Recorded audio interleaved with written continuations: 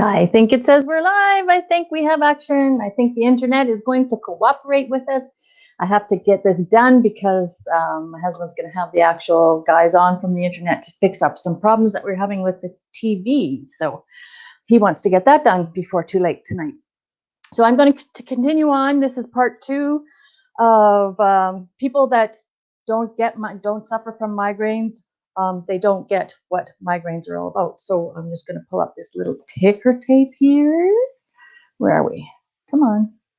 There we go. So I'm going to share 8 things tonight, or pass along to you 8 things tonight that, like I said, is the continuation on of the 15 things altogether of the part 1 and part 2 tonight of what migraine sufferers go through, and people that don't have migraines, what they might not understand about what we go through. So there is a link up above in the description that says StreamYard. If you have never caught one of my lives before, or never jumped on with me and have a little discussion, you might just have to give it permission so that I can see your little profile picture pop up on the screen. I am streaming in 2 different places. I am streaming on my personal profile, and I am also streaming here in my group through the platform StreamYard. So that's why you have to give it permission so that I can see you. So migraine sufferers such as myself may treat others around them with a whole gamut of emotions and mood shifts. So learning some of these things ponders to believe whether I am faking it, or whether the person that is having a migraine is faking it, or they just don't believe you. So you may not have done anything to be snapped at or yelled at, or you might turn around and find me or somebody else with a migraine in a puddle of tears. So like I said, I'm just going to pass along some of those little interesting tidbits, and maybe you can gain some knowledge about somebody that's maybe is a migraine sufferer such as myself, and maybe you can be a little bit of a support to them. So before we go any further, my name is Heather Edmondson, and welcome to my community where I create a healthier you. This is my health space and my personal page, and I help others to achieve their health and fitness goals through coaching, mentorship, and accountability. So let's go kick those sugar cravings to the curb and make you the best person that you can be, and the healthiest you can be here for 2021. I know with a lot of us that are in lockdown, we may have put on a few pounds, so I have a few different things that I can pass along to you for that as well. So like I said, this is the tip number 8 that I'm going to go into here. Tip number 8 is, and if I do look down, I do have a few notes taken here from my research that I did. So number 8 is, we can't stand being touched sometimes. And tons of relationships suffer when a spouse is irritated or a partner is irritated, and the other one wants to initiate having sex, and the person that they're touching, or the spouse that they're touching, moves away because they have a migraine.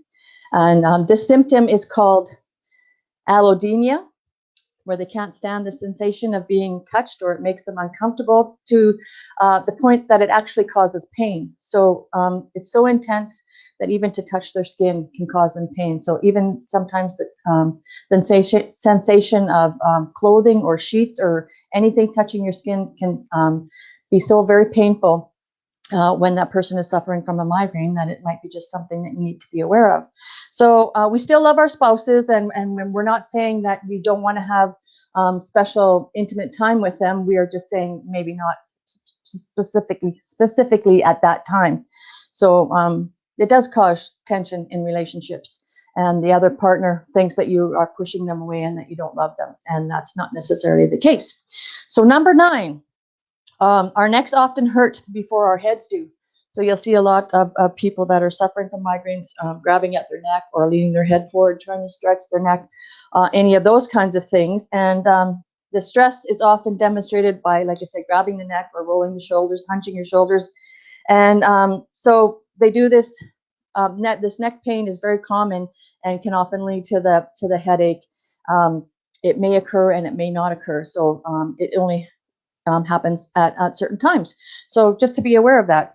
Sometimes we can have neck pain and it won't lead to a migraine, and other times it can lead to a migraine. So if you see somebody rubbing their neck, or a migraine sufferer rubbing their neck, maybe offer them a massage or something like that if they can stand being touched at that moment. So number 10, we are not stuck up we are just sensitive to light. So my husband loves the comedian Larry David, and he's listening to this upstairs. So and Larry David, one of his things that he's often said is that people that wear sunglasses inside are a-holes, and because anybody that wears their sunglasses inside isn't being respectful of the other person, because lots of times when you can't see somebody's eyes, they don't realize that you're actually having contact with them.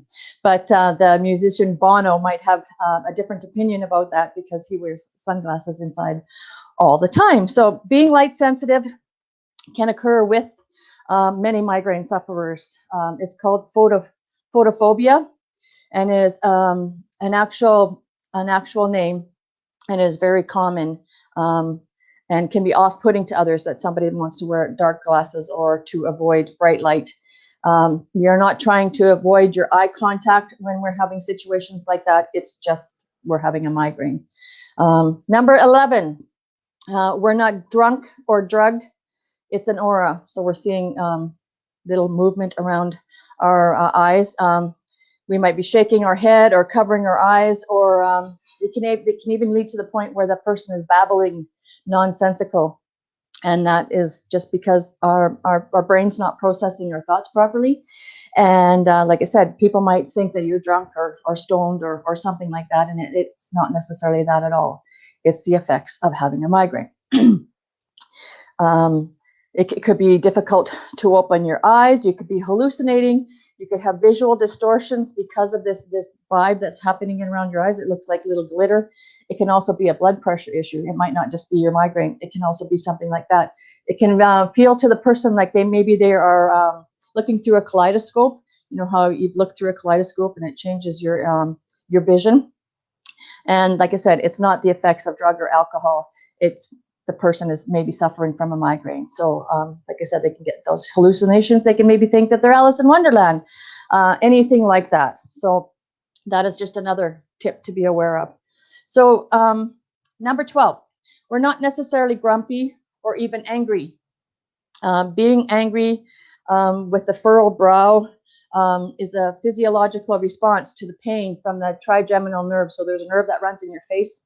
It goes along your jaw in here. It's called the trigeminal nerve because it goes into three parts, like here. One goes up by your eye, one goes by your ear, and the one in the middle there. Those are the actual little nerves that when you go to the dentist, he injects, and then your face goes numb. So that's the same nerve that they're dealing with. So the wrinkled brow, is the effect from the trigeminal nerve, and it revs up, it runs up the side of the face, like I was mentioning, and up beside the eye, and it can be the effect of it can be involved in the effects of a migraine.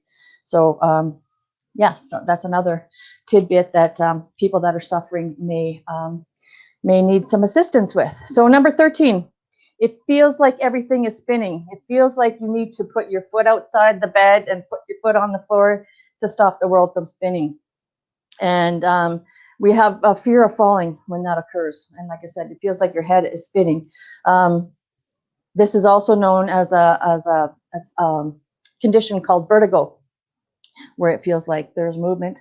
And it can also be related to an inner ear thing that could be going on. So there's all different kinds of things that may also look like some of the things that happen to somebody that has a migraine. So it can also bring on a fainting attack because of the spinning and the motion going on. So you just need to be aware and not to be afraid that it's just maybe this person is having a migraine. So maybe that is just something to be aware. So number 14, I'm just about done here. I'm being respectful of your time. I've been rushing all day, so still in the mode because I have more things to do tonight yet. So number 14, we can get called that we're high maintenance. And it's not that we're high maintenance, we're maybe just being more careful and more aware. People that have diet intolerances and have food allergies aren't treated as they're being demanding or reluctant. Why are they allowed to have the same? Why aren't we allowed to have the same privilege when we are suffering with a migraine? If a dish has hidden ingredients in it, such as like maybe MSG or eggs or certain cheeses or certain spices, can even trigger someone to have a migraine. It can be related to the dairy or the wheat or any of that also in a food product. And please be respectful of these people and try not to judge them. Try not to put pressure on them to try some different dish that maybe you have that Auntie Martha made, and you want them to try it because they have food sensitivities or food allergies that bring on migraines. Just be aware that they're not trying to say, oh, I don't want that recipe. They don't want to try it. They just know that they have food sensitivities or, like I said, food allergies that can bring on these common trigger a migraine. So the last one today, number 15, the most common known thing that happens when with a lot of migraine sufferers is that they can predict the weather. We can predict when there's going to be a storm system coming in, and it's just the change in the barometric pressure. So remember when you're a granny, or maybe on television, an old show where the I don't know how old you guys are that are watching this, but remember when the Clampets on the Clampets, she would say that she needed rheumatism medicine because her arthritis was acting up. Well, it's the same with migraine sufferers. It can trigger with the barometric pressure changes. Or remember maybe an uncle that had a gimped up knee or something like that. He says he could predict the weather as well. So we need to listen to our bodies. And like I said, the barometric changes, barometric pressure, it's not a hoax. We can really feel the pressure, and it can obviously bring on a migraine and stimulate it to actually react to the change in the pressure. So please communicate with those close by to you.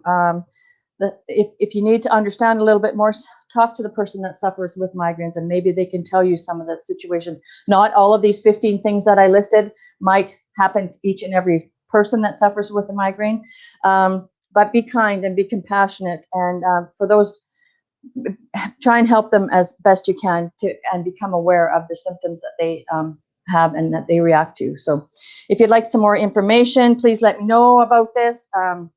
If you would like to remain connected with me on social media, if social media was to get disrupted, please PM me and check out my messenger bot.